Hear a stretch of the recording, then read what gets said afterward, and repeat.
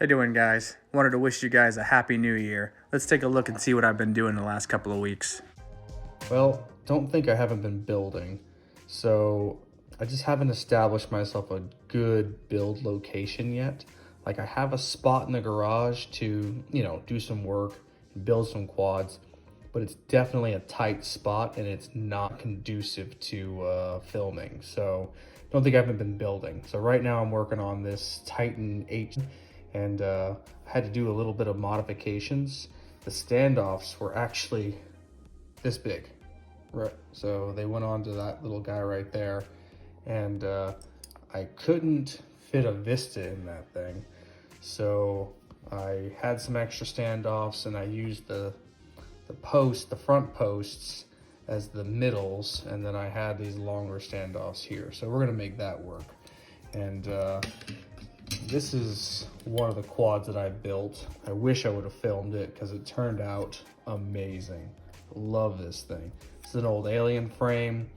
I put the 25mm motors on there, and yeah, it right now gotta be either my best flyer or my second best flyer. Love it right now. I built one of these. I wish it didn't take as long. It's in like a little corner of the garage with this little tight, wiring and whatnot. It's not pretty, but it flies. What do they call it? The Hex Nano. And then I built a little racer. This is that, what do you call that? That V frame, or the Source 1 or Source 5 frame. Flies okay. I put 32-bit ESCs on there, Betaflight 32, BL Heli 32 rather, bidirectional D-shot, a little bit of tuning. I saw Johnny Five's video on this frame and he said he got the tune okay. With Betaflight, what is it, 4.2.9 or 10 I believe I used. This thing flies amazing. I have zero complaints, but I'm using smaller motors. It's a super light frame. This setup right here is, God, I don't know, 230, 240 grams, right in that ballpark. So this thing weighs next to nothing. So yeah, I use smaller motors. What is this, a 2205? It's just a 2205, and I'm running it on a 4S as opposed to 6S. I know none of you guys want to hear that, but you know what? The battery's way less. I can definitely get through the course with not losing any power, so I'm fine. Just some parts I had laying around, and it turned out to be a great quad, so no complaints here. But getting back to what I'm actually doing, I'm gonna turn this Titan H7 into a night flyer. I got myself a Caddx Vista with the polar camera, and yeah, I'm gonna deck this thing out with as many LEDs as possible, and yeah, maybe even put some LEDs in the front so I can have some light projecting forward. And yeah, I'm gonna have some fun at night with this guy, and more video to follow.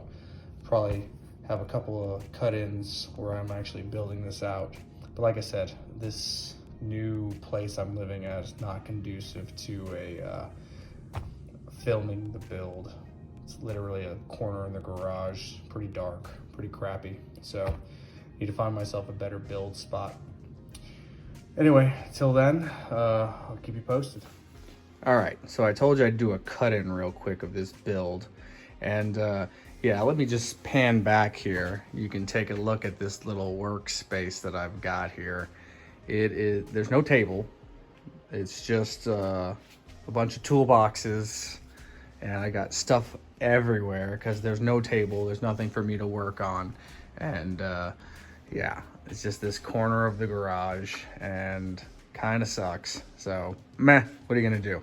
Anyway, I got the ESC installed. This was a pain in the ass because I wanted to use this Kyoto ESC and flight controller combo, but it had 3 M3 mounting screws that were already pre-installed, and the holes on the gummies are really big, and this frame, this iFlight,